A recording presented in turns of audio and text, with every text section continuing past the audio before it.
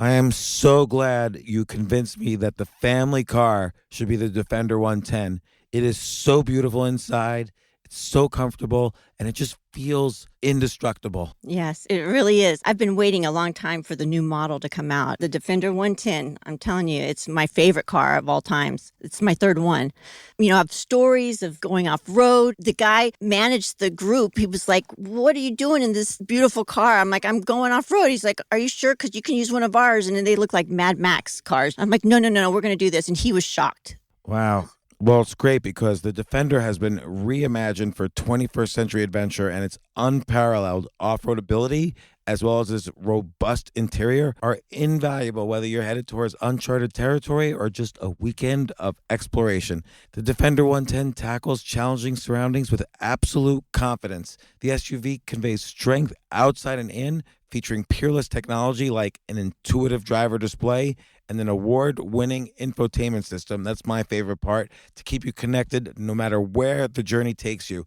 Adventure is unique to everyone, and so is the Defender. Choose from the two-door Defender 90, the four-door Defender 110, or the larger Defender 130 with the ability to seat up to 8 passengers. You'll find uncompromising performance in all three. So pack up and go even further with the Defender 110. Learn more at LandRoverUSA.com/Defender.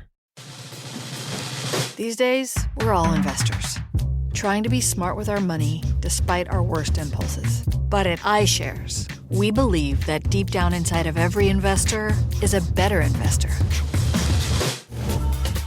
One that's just waiting to be let out.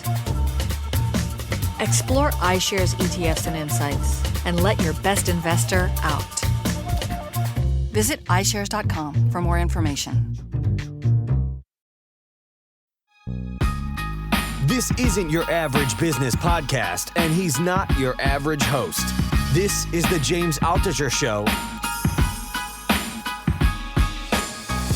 Since you're an economist, and by the way, the topic of your book, talent, is a favorite topic of mine. Talent by Tyler Cowen and Daniel Gross. How to identify energizers, creators, and winners around the world. But I am curious about your economic views, given that we're in such a volatile period right now. Well, first, let me ask you a theory. My theory is, and you know this saying well, the threat is stronger than the execution. Yes. My theory is the Fed is playing a game of chess, and they have not reduced a single dollar of monetary supply, and yet the world is acting as if they had, and that in itself is causing a deceleration of inflation. What do you think of that theory? I agree with that theory. I think there's a 50% chance there will be a recession, but I'm hoping it's a fairly mild one due to all the savings built up and some positive momentum in labor markets and also some of the service sectors that are coming back. I feel like supply shock inflation always works itself out in the long run, either because the supply starts coming through or we find alternatives. Monetary inflation is a little bit more of an issue, although there's, as you've mentioned to me in the past, there's high demand for the US dollar always. But what are the inflation risks? Like, what are people worried about? I think people are worried that the Fed does not have the stones to, in essence, cause a recession and elect a Republican president, to put it bluntly. Whatever you think of that prospect, the Fed may not be happy about it, and there's some chance it could be Donald Trump. And the risk is the Fed just waits too long, dilly-dallies, we'll do more next month, and never really get around to it. And we'll just have like 6 to 8% inflation for way too long. And then finally, an even steeper recession. That's the risk. Okay, yeah. And is the risk of steeper inflation, let's say inflation stays at roughly 6%. I'm making up a number, which, by the way, is far higher than it's been for a long time. Like, the Fed was dying to get it up to 2%, and now it's at 6%. And, you know, of course, the U.S. has prospered since inflation really hit its stride 100 years ago. And when does inflation become too risky? Because obviously it's not hyperinflation. Like, what are we worried about?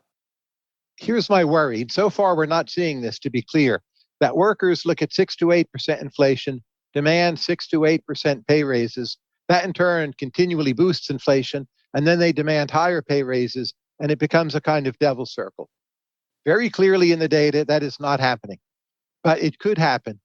And that's what I'm watching out for. I think it's well below 50% chance that that happens, but it's not impossible. It is a thing that could occur over the next 2 years.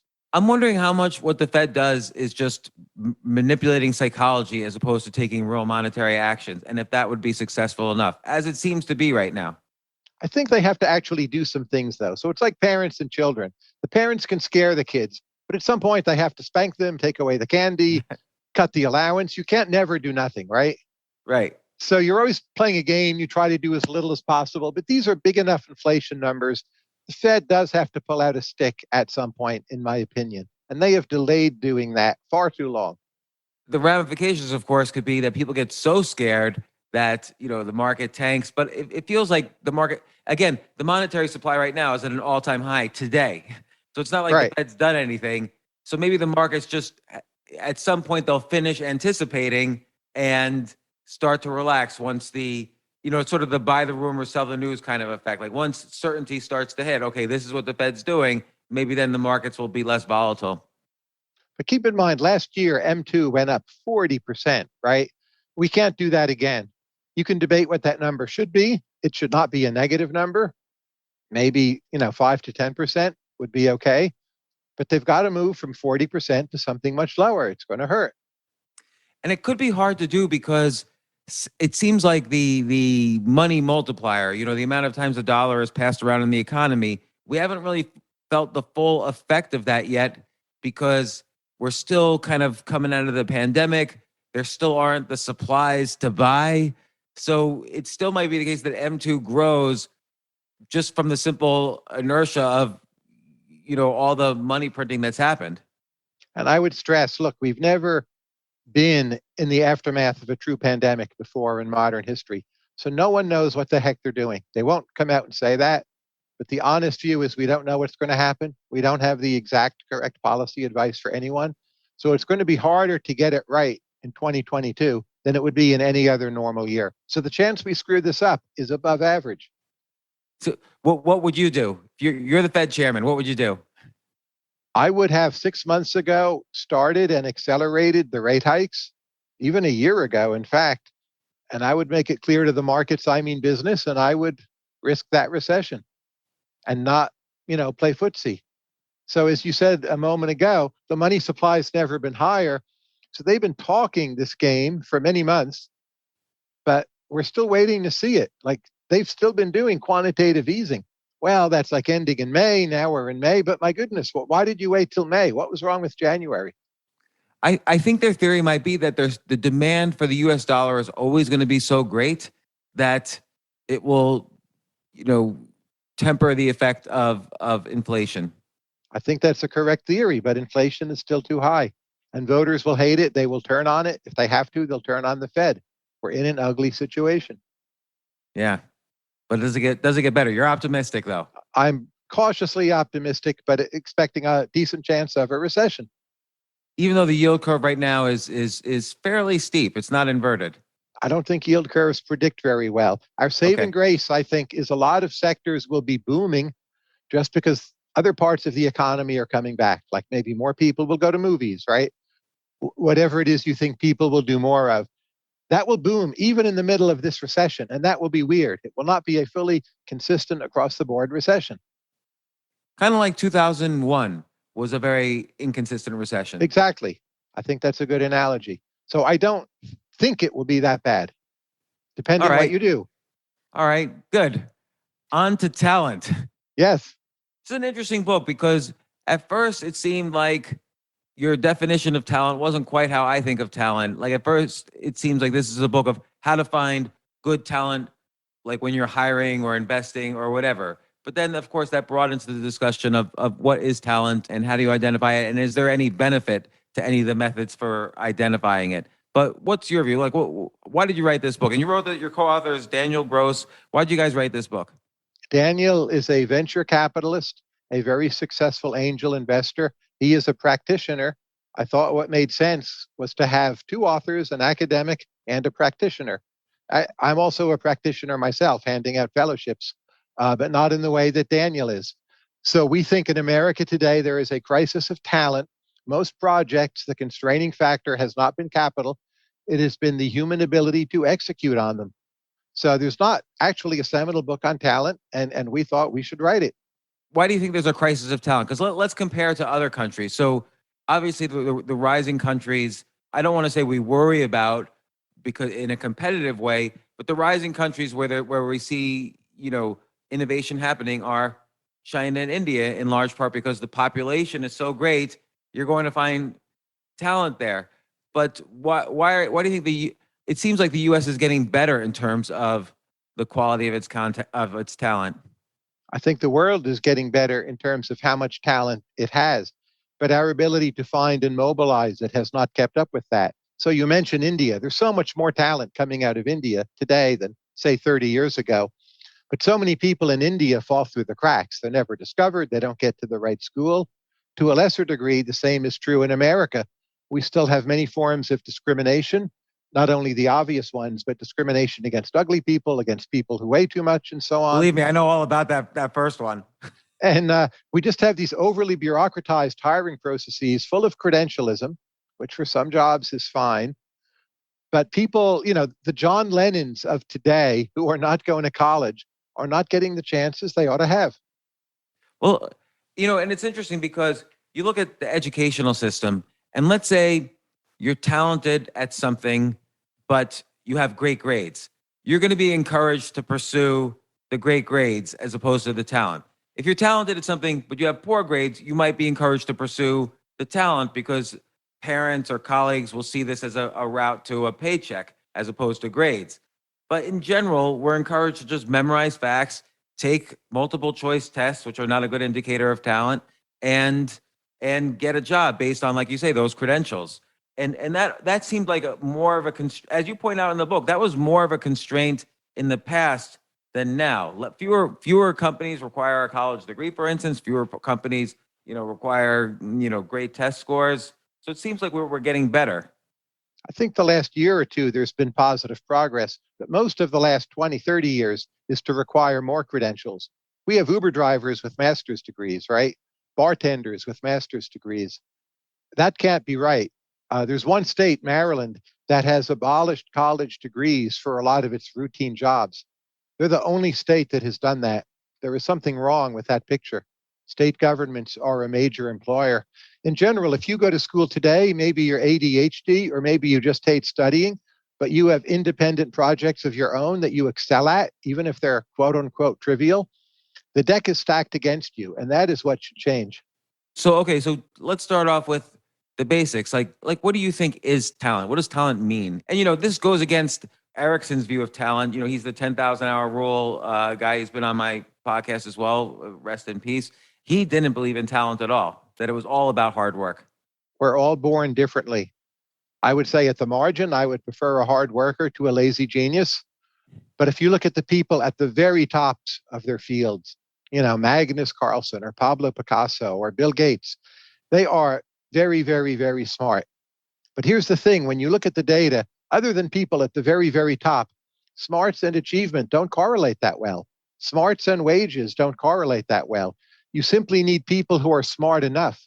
And then you're looking for drive, persistence, energy, a person's ability to work well with others, figure out how he or she fits into a team, has much more to do with final success than smarts. And smart people are exactly the ones who get that wrong. They think it's all about smarts because they're in a way flattering themselves. Well, a couple of things to unpack there. One is smart. I mean, you did a lot of study, you quote a lot of studies in the book about the correlation between IQ and career success. But is IQ a good definition of intelligence? You can debate how good a definition it is, but it's the definition we have. It's the thing you can measure. SAT scores, GRE scores, they correlate pretty closely with IQ. Whether or not you think that's true smarts, those are the numbers we have. I'm saying they're not that useful once the person is above a certain threshold. Yeah, I agree. But then you take like someone like Howard Gardner, who's a social scientist at Harvard, who has his theory of multiple intelligences, like Michael Jordan, who again you mentioned in the book has, you could argue, body kinesthetic intelligence more than anything else, and certainly he has talent at that. And we don't measure for these multiple intelligences. That's correct, but I think of Jordan and many other athletes First, they're just really smart. In fact, if you listen, say, to Magic Johnson talk or LeBron James, they're clearly very, very smart people. But they have other skills of drive and determination, understanding teamwork, understanding leadership. I wouldn't really call them multiple intelligences. I think they're skills in addition to their very high basic level of smarts. It's interesting because you don't mention this so much in the book, although you refer to chess a little bit. You're an incredibly talented person. When you were young, when you were 16, right? You were a New Jersey State chess champion. 15.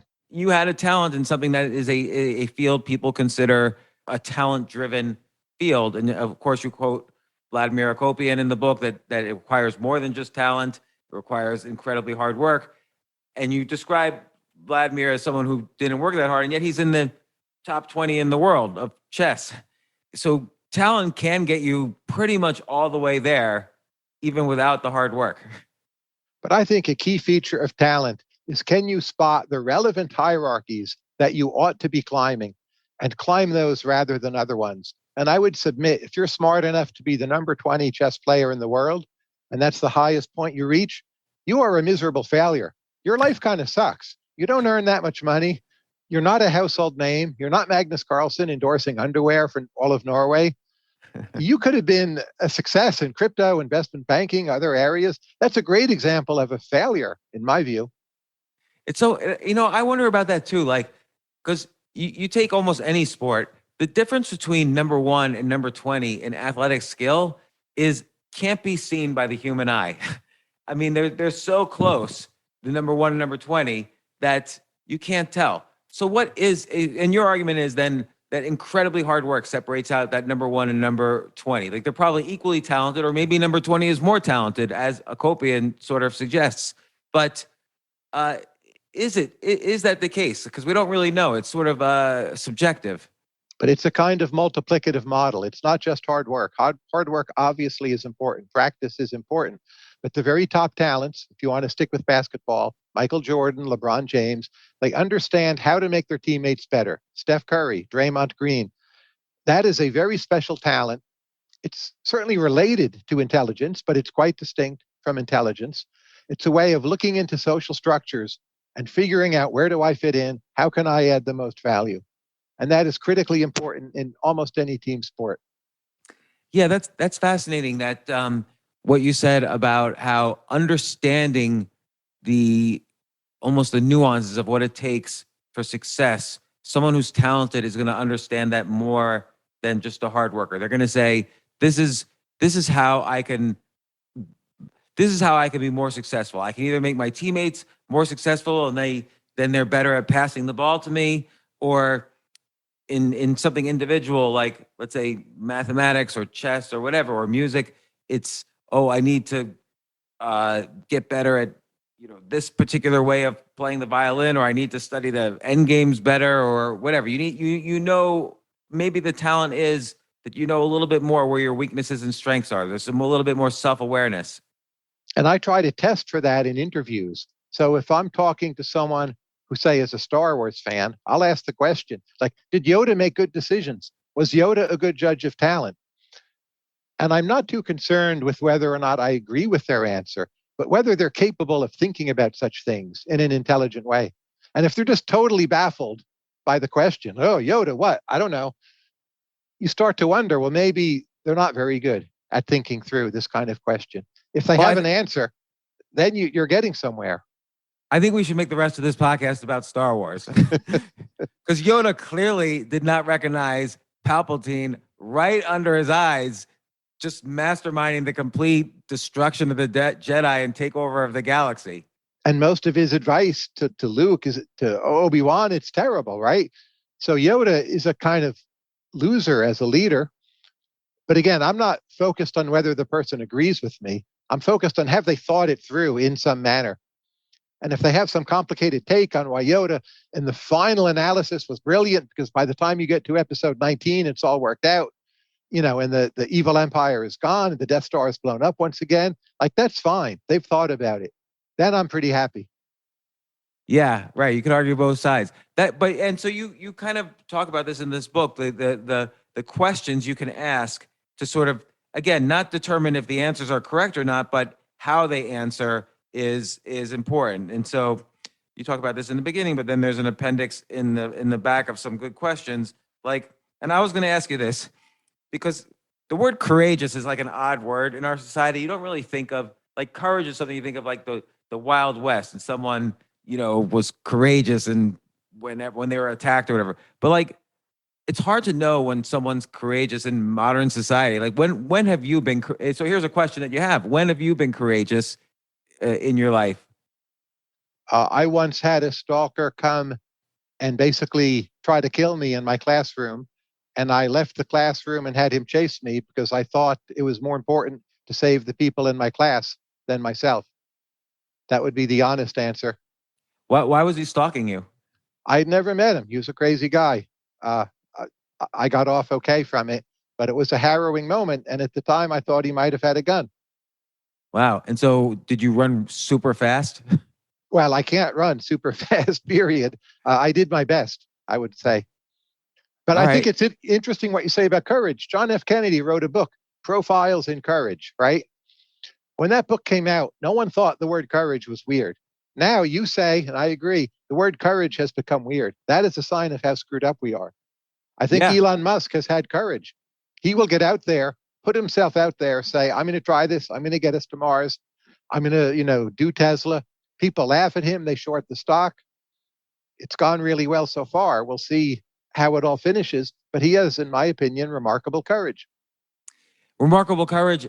And then I wonder if this is where talent comes in. Does he have remarkable courage and remarkable survivorship bias? Because maybe many people have said it and he's the one we know? Or is his courage what became a motivator and he had the talent to understand what kind of teams to put together and which I think he did, by the way, and then execute on these things? I've never met Elon Musk, but I've had quite a few people who work for him tell me that, oh, on this project, he's not only the leader, he's the best engineer, period. Hmm. That to me is a sign of extreme talent. Hmm. He's willing to take risks. He's willing to put himself out there. He seems to be great on execution. He could be the supreme talent of our time, possibly. Yeah, I mean, he certainly created a lot of value. And what's interesting to me is the ideas always at first seem outlandish, but then he executes. Like the Hyperloop or the Neuralink, they're going to start testing these things, and they both seem like science fiction when he first mentioned them. And even if they don't all work, even if one or two of them works, and already several of them are working clearly, that's an amazing achievement. How many other people have more than one thing in their bag? Even the very most successful people, not that many. Yeah, and what I wonder is, an ability to do and succeed at many things sort of shows some kind of talent at not at organizing and executing, which is important for success in anything. And inspiring, right? Yeah. Like, here's how you should be. Here's how I am. Here's how dedicated I am. You may not quite reach my standard, but we expect a lot of you here. And people buy into that with top leaders. And then using Elon Musk as an example, like take SpaceX as an example. He didn't know how to build a rocket ship. He didn't know anything about, I don't know how airplanes work, but he didn't go back to school and get a graduate degree in it. He read a bunch of books. He talked to a lot of smart people. He figured out who to hire, which is a critical component you mentioned in the book. And he educated himself in all these different areas, from brain technology to, physics to now maybe Twitter. We'll see if he does well with that. And all he has is an undergraduate degree. Yeah, which by the way, the focus of specialization in graduate degrees almost hampers an ability to succeed at many things. To execute on projects, certainly. It may help you in research, highly specific tasks, but it increasingly is departing from what you would call the startup mentality, the let's do something, let's be out there, let's mobilize synthetic knowledge, inspire other people. It's hard to be a super specialist and be good in those other areas. On the one hand, it seems like talent is a little bit of an ability to go your own way against the crowd, because almost by definition, the crowd, the average person, is not the talent you want, but or is not as talented as others. because the talented person is seeing things in a different way. But one of the questions I thought was interesting in terms of identifying talent is, what view do you hold that the masses would largely agree with you? That's a question where you ask about a person's values. When you ask, what's the view you have where the masses disagree? Or what's the view you have where the smart people you know disagree? You start getting at how the person is different. And I want to get to the identifying talent because it's very important. But let's say someone feels they're a talented writer and they're motivated and they're driven and they see the ways they need to improve. They're young, so they're not the best that they could be, but they see where their potential could go if they do this, this, this, and this. And everyone says to them, listen, you're not going to get a paycheck this way. It's a long shot for you to pursue it. And on and on. That's the typical advice that talented people might get. It does seem like also a talent to keep going in the direction, like you're going to get more pleasure and potentially even more success if you go in the direction of talent as opposed to suppressing it.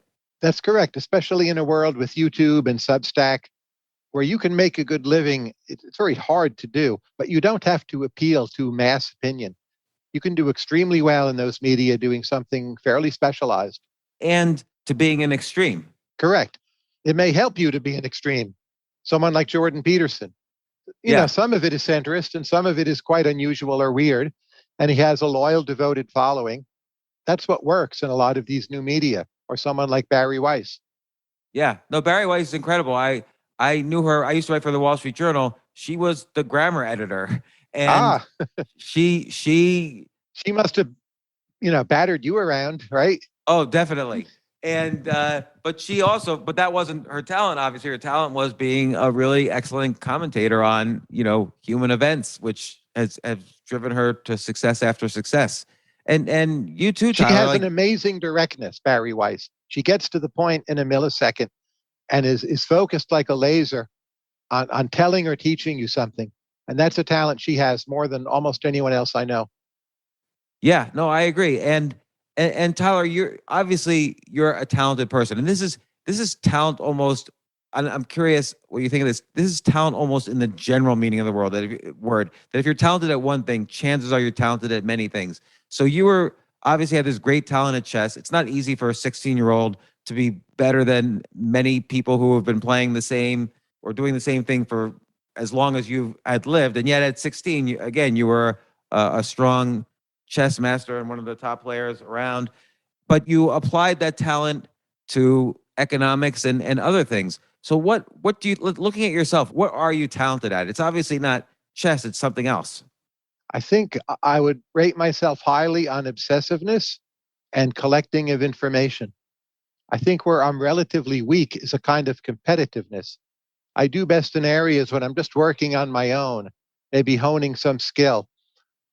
I'm not really focused on, am I doing better than the other person? So chess was never the ideal game for me, even though I did well at it. I didn't hate losing enough to become a truly great chess player. That's kind of funny. Like, so, and this also asks about talent. Like, did you then, you say you didn't hate losing enough to not get better. Were you just good and you didn't work at it? And then, but when you decided to get good at something like economics, you far surpassed where you were at chess. Like where does talent begin and where does talent end and work begin? Like, did you have to work at all to get to your level of chess or no? Because this would sort of disprove Dr. Erickson. No, I was a good worker in chess. So when I was 12, 13, 14 years old, I was working and studying chess more consistently than my peers. But I saw even back then that a bunch of them were more talented than I was, even if I had equal or better results. But also a light bulb went off in my head. And I'm like, if in chess there are people smarter than I am, it's probably going to be true in other areas, even if I'm pretty smart. So I need to really work on my other skills, like managing people, understanding social situations, coordinating projects, sort of understanding what's the right thing to do. And the biggest thing chess taught me early on was that I can lose, and there are people smarter than I am, even if I'm pretty smart. Some of those people smarter than I am, like right now, they're alcoholics in the gutter. I don't want to name names, but they haven't all done as well as Akopian, who you mentioned earlier. Yeah, no, I mean, it's a weird area because only until recently has there been money in chess. And talent ultimately does get drawn a little bit to where the money is, even if it's a harder path than someone who just gets good grades and works at a bank and so on. Do you ever But watch the Botez sisters? They're phenomenal talents on YouTube yeah, for radiating their personalities. They're pretty good chess players, but they're some of the top chess earners, and they have this other talent too. that's true, and the rise of social media has allowed people with some degree of talent in something to basically, if they're talented at entertaining or social media or whatever, they could rise to the top by intersecting their various talents. So in some way, I'm like the Botez sisters without the looks, to be clear, but they have an ability to connect in a particular medium. And I think I have that too. And then my level of drive and obsessiveness to just work on that like all day, every day, day and night, is really quite strong. And that's what I've done.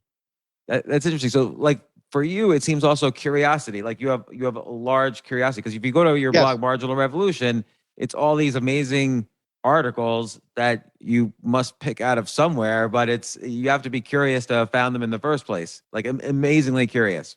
And at the margin, I'm not paid. So I'm just very well motivated, self-driven, and the motor just keeps on running.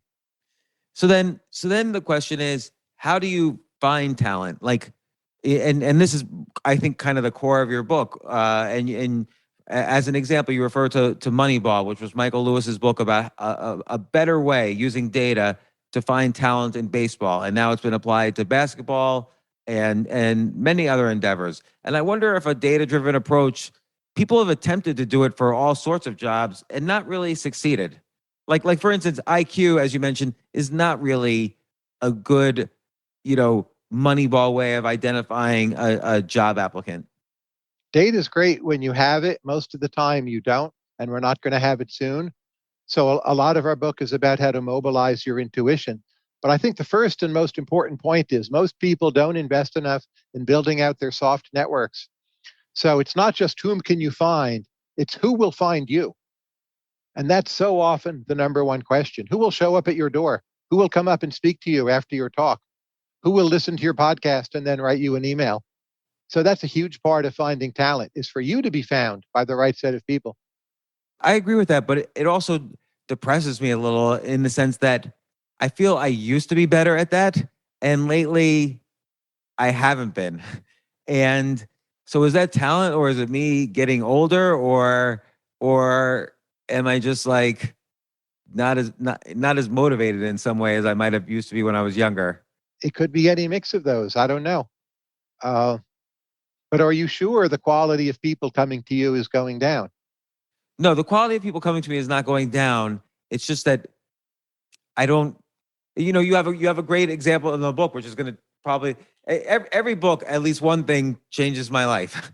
And this one might. You talked to Sam Altman, the former CEO of Y Combinator, about what he looks for. And he says, out of all his founders he invested in lots of companies. And he said, out of all the founders of the companies, the ones that return emails the fastest are by far the most successful.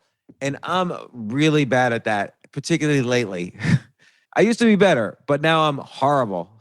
Whenever Sam writes me, I feel this great pressure to respond immediately. It is my inclination anyway. But if you don't, then that's not your priority, which is fine. You may have some other priority and you're responding to those people more quickly. You're doing something more quickly, right? Maybe. I don't know. I have no idea. My talent's taking a break these days. That I don't believe.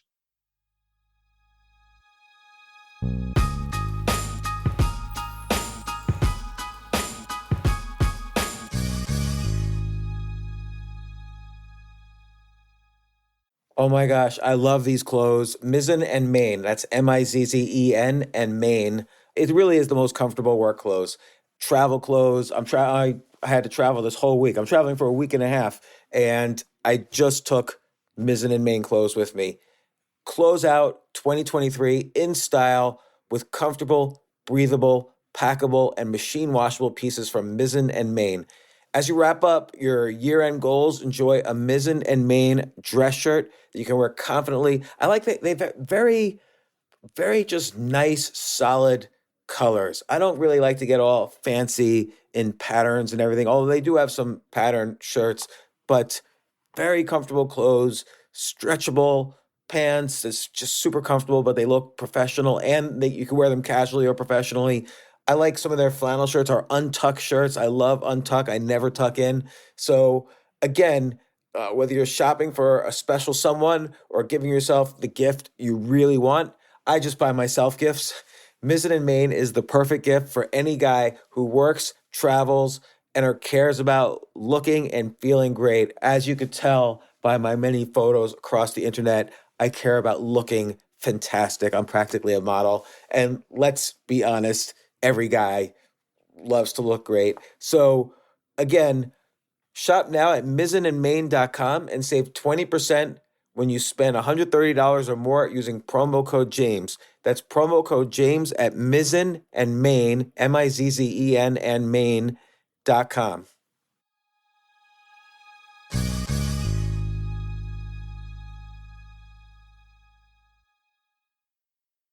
You know what I love about fantasy sports is that even though I'm not going to be a great basketball player or a baseball player or a football player or whatever, I feel like I get to participate and make decisions and use my knowledge of these different leagues or these different sports to compete. So it's like I can pick my team or I can pick my favorite players and I could use my knowledge to make predictions and maybe even make money. So with the basketball season here, you can now pick combo projections across football and basketball from the Specials League on Prize Picks. This is a league created specifically for combo projections that include two or more players from different sports or leagues. Want to play alongside some of Prize Picks' favorite players like rapper Meek Mill and comedian Andrew Schultz, who's also been a guest on this podcast, and I've been a guest on his? You can now find community plays under the promos tab of the app to view entries for some of the biggest names in the Prize Picks community each week. Look, Prize Picks even offers a reboot policy so that your entries stay in play even if one of your players gets injured. For football and basketball games, if you have a player who exits the game in the first half and does not return in the second, that player is rebooted. Prize Picks is the only daily fantasy sports platform with an injury insurance policy. What? So I love playing it. I love anywhere where I can use analytical ability with my interests to demonstrate some skill and maybe make some money. And I like the game-like aspect. I do wish they had chess as a category on prizepicks.com, but I'll settle for what they've got. Maybe I should make my own fantasy chess league. But in any case, I love Prize Picks. Go to prizepicks.com/James. Use code James for a first deposit match up to $100. That's the easiest $100 you're ever going to make. So that's prizepicks.com/James and use code James. Daily fantasy sports made easy.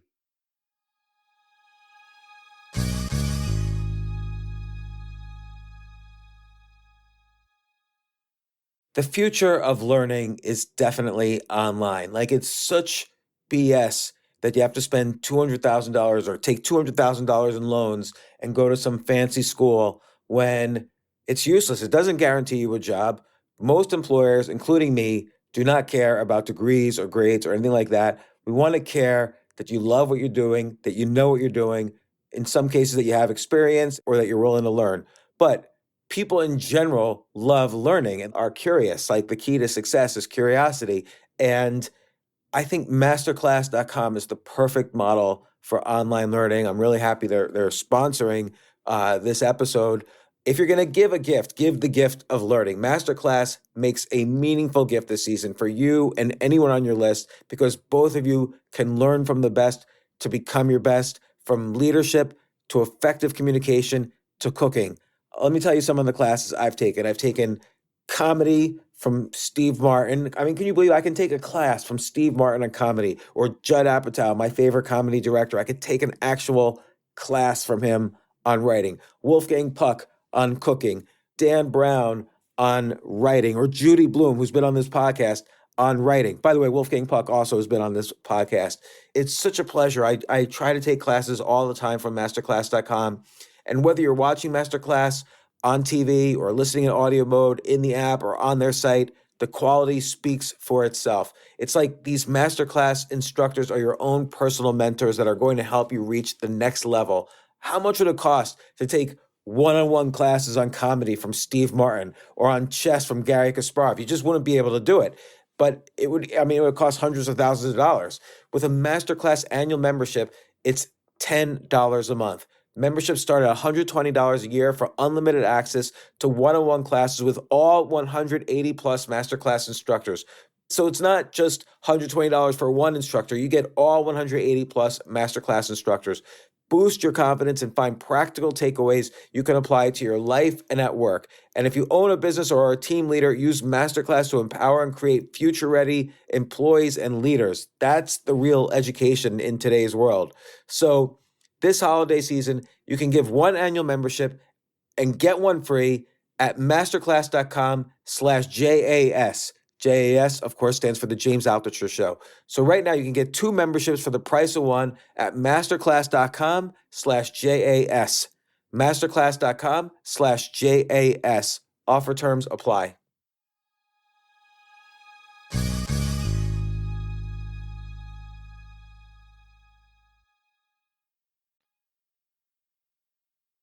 So again, what motivated you to write this? Because it's different than other books on talent. Other books on talent sort of ask the question, does talent exist? There's one question that you don't quite answer in the book, which is how to find what you're talented at. Like, it's almost as if people are naturally drawn to their talents and don't need to sweat it that much. We don't consider how individuals should find what they're good at. We do consider how you, as a boss, maybe giving out fellowships, should find those people. But that would require another book. My co-author and I do want to write more on these topics. We might write a new book on how do you then mentor talent. But this is about finding the people, not how they find themselves. That's Right. important too. And at least one of your conclusions are, these kind of interesting ways to communicate with people so that, and then analyzing in some way that, like you said, could be intuitive. Were there answers interesting enough that they're separated from the crowd, and That's so right. talent can be seen? Debureaucratize the conversation is a simple way to put it. Not simple, but yes.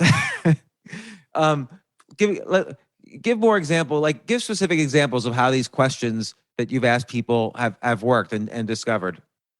Here's a common example of a question asked all the time. It's okay as a question, but everyone is prepared for it. Something like, in your previous job or jobs, what is it you did wrong? Give us an example.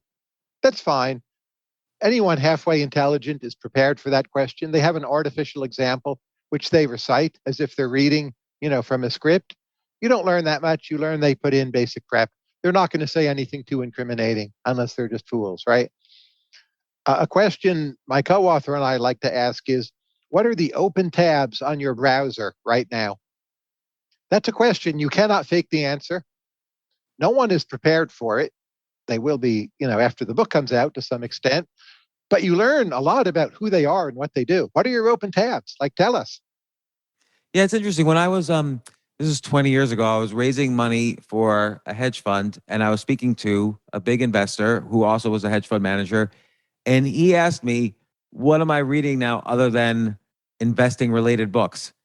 And it turned out I was reading a history of baseball, which I'm not interested in baseball at all, but I love sports stories. So I was reading a history of baseball by Stephen Jay Gould, who this guy was disgusted by because he didn't like Stephen Jay Gould's political views, but he still liked the fact that I had some other book I was reading other than investing. Yes. And then I like to ask people about the book. So if you said, I'm reading Stephen Jay Gould, I would say, what does Stephen Jay Gould get right and wrong about how to assess baseball players? And again, it's not whether I agree with your answer, but it's, has that question occurred to you? And if that question hasn't occurred to you, maybe I don't want you hiring other people for me. But if you have a good answer, then it's like, this fellow thinks about this all the time. Yeah. So what's an example where you've used these questions and you had an interesting result, or you've seen an example of this? What I like to do is get people on what's either their favorite book or their favorite movie, their favorite play, can be any of those, and just get them talking about it, not to test their factual knowledge. But I've found I get to speak to a lot of smart people in my fellowship program called Emergent Ventures. The good performers typically always do well with those questions. There's something they've thought about. What's the best Shakespeare play and why? And Hamlet, who makes the biggest mistake? It can be anything. Again, you're not trying to test their factual knowledge. Just what kind of questions do they ask themselves? That's what you want to know. You want to get at that with the question they cannot prepare for, and someone puts them on the spot. You're also testing, how do they respond to surprise? Are they freaked out? Can they handle it? When can they just say, I don't know? Also, that can be a good sign. Yeah, that's really interesting because, like, for instance, I was just thinking about that question. Like, what answer would impress you if someone had never read Hamlet and you asked them about Hamlet? If they gave me an answer about how they would discover an answer to that question, they would say, well, there are these three people I know who might have a good answer to that question. And here's how I would figure out which of the three is the one to ask. That would be a good answer. It's like they've thought about it. Well, I've got to go ask someone, right? That's a pretty healthy response. Yeah. Yeah. All right. And then what about the kind of classic Google style interview questions, like how many people are playing piano in Chicago this second? What about those types of questions? Google itself has given up on those questions. They might be fine for a very, very narrow range of jobs. And I do mean very narrow, certain types of quants and hedge funds. But mostly they're a waste. You're testing for math ability at best, but there's better ways to test for math ability. And you're not testing for perspective or climbing the right hierarchies or ability to synthesize knowledge or work with other people. So I don't use them. I don't like them. Yeah, although I guess they do test a little bit for reasoning. Like, how do you formulate a process for coming up with the answer to that question? But it's a very particular kind of quantitative reasoning. And in most workplaces, the kinds of reasoning you have to do are about the other people. The most important question can be, which of these people should I ask for an answer and whom should I trust? And that's typically way more important than like how many pianos are there in Chicago. Yeah. Well, all of this stuff reminds me of the classic 80-20 rule, that 20%, there's always 20%. Let's say you have a goal. You could pick the right 20% of activities that, that would create 80% of the value. And it seems to me like what you're saying is these people could hone in on the right questions they need to ask themselves to create 80% of a good answer in some way. Correct. And similarly, for the people who are talented who want to improve, they know the 20% that they can do right now to get 80% more success. And sometimes intelligence even hinders some people in getting that to work for them because they think they're too smart. They're used to being smarter than everyone. They don't ask for enough advice. They don't take in enough feedback. Their feelings get too hurt when they've screwed up. On that, you'd prefer the more intelligent person. But as I said, achievement and intelligence are less correlated than smart people realize. And so for yourself, like, what's your 20% that you would need to do right now to improve towards whatever success you want, whether it's financial success or more acclaim as an economist or more readers as a writer? Like, what's the 20% you think you can do to get more success? What I do is I write literally every day. I've done that for quite a few decades. And I just think I will have greater facility with ideas. I will get feedback on virtually everything I write, a lot of it being online. I'll learn the ins and outs of different arguments. So then when I give talks or do podcasts, people ask me questions. It's material I've thought about before. It's not that I think I have all the answers, but I have something to say about the question because I've written about it at some point over the last, now it's more than 40 years. Yeah. And so journaling, or not journaling, but writing becomes a discovery process for you, as well as a one-to-many educational process for others. It becomes a way of thinking. And then even if I don't remember everything I wrote, I feel I can reconstruct it pretty readily in a way that if you just sit around and think thoughts, it seems to me with most people that goes nowhere. And you need to interact with other people in person, on WhatsApp, whatever you do, all the time, every day. Just interact, have your different small groups of smart people who are willing to say you're wrong. What's your favorite hobby right now? I don't know what a hobby is. collecting information is my work and it's my hobby. So I love to travel. Uh, I'm very interested in food, obviously economics, history. My wife and I collect art. Which of those are hobbies? I couldn't tell you. I guess that, well, collecting art, it could be a financial related, or it could just be because you love good art. It's a cognitive test too. It's a real challenge. Like, can I find works that are, better than what the market prices indicate? It's a very tough cognitive test.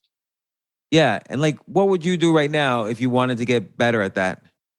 At buying art, you need to look at art face to face, not online.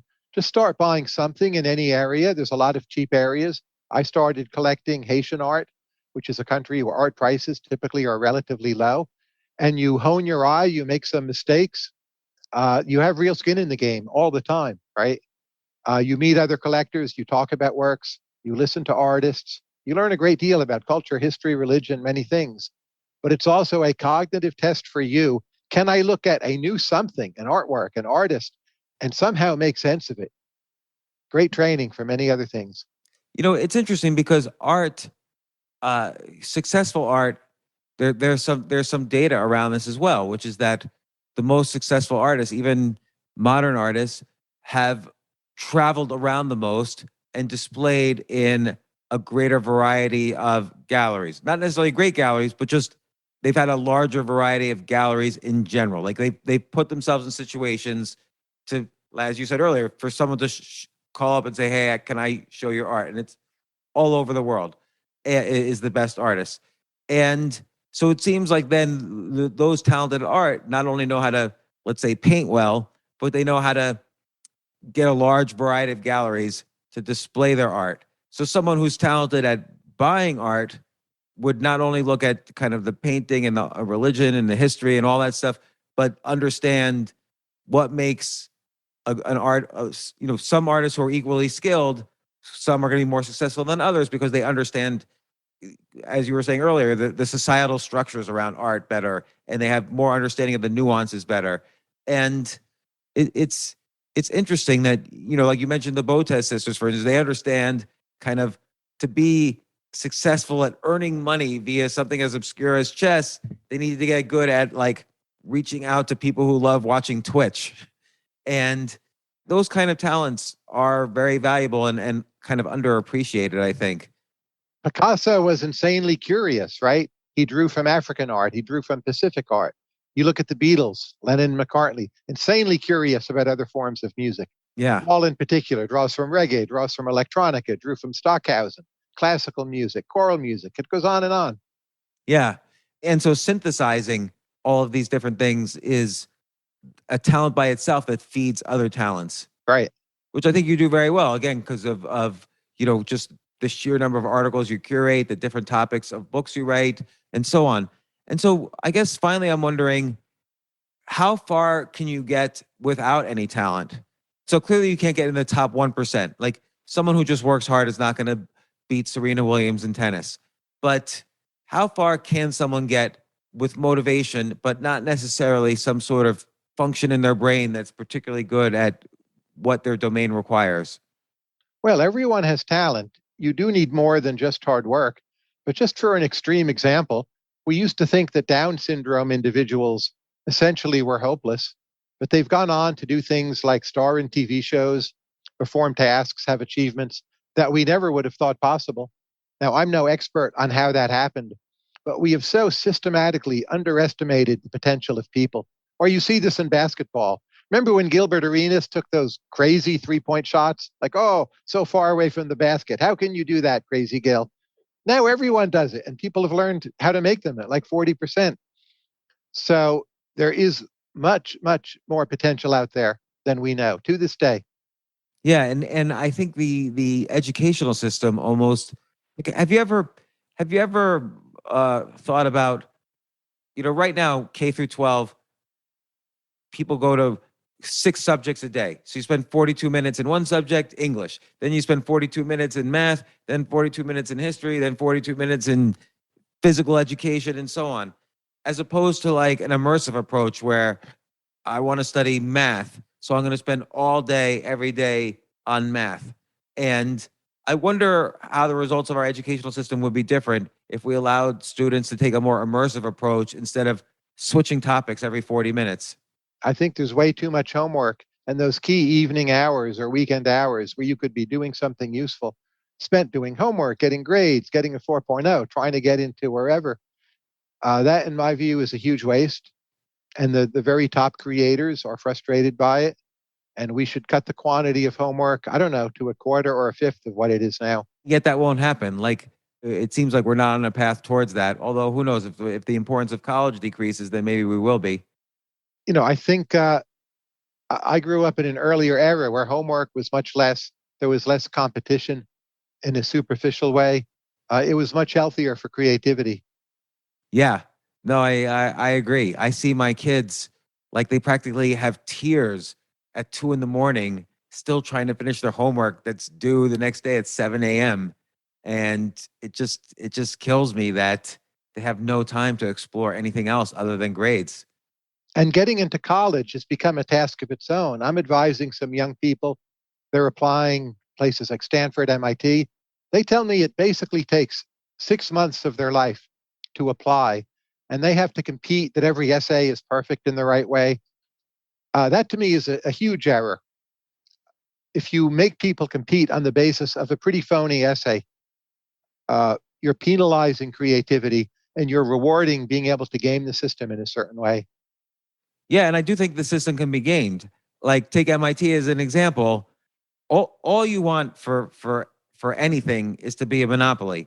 So if I was a young person applying to MIT, A, I would apply to the English department, and B, I would take, like, NASCAR racing lessons. Because how many? And let's say you're particularly And move to North Dakota, right? yeah, then you're guaranteed MIT and Geographic Stanford. balance. You'll be Atlanta won't do that for you, but if you move much further south, maybe that would work. Well, it was horrible where we grew up. I grew up in New Jersey, so Ooh, being a Jewish person for the metropolitan area, good grades were useless. Like, that had no bearing at all on whether you got accepted to college, because everybody in my category was applying to every college. So you had to find things to stand out. And I guess that's the other thing about talent is that well, it's the thing we discussed earlier, which is that in some ways you have to stand out. But most importantly, there's kind of the obvious things. All the talent in the world won't make you a good employee if you're not honest, if you're not willing to do teamwork, if you're not, there's kind of this foundational level too, which is almost more important than talent. and one piece of advice we give is just never hire people with bad values. It doesn't matter what. If they're more talented, it makes them worse. They're more noxious, more destructive. Just don't do it, flat out. How can you determine if someone has bad values? Because usually someone with bad values is very good at disguising that. A lot of times you can't. Again, if they have a track record, you should put more time into calling references. And if there's a whiff of bad values, be more suspicious. When you interview them, ask questions just about what they perceive as the relevant injustices in their life. See how upset they get. See how they frame those answers. But it can be hard.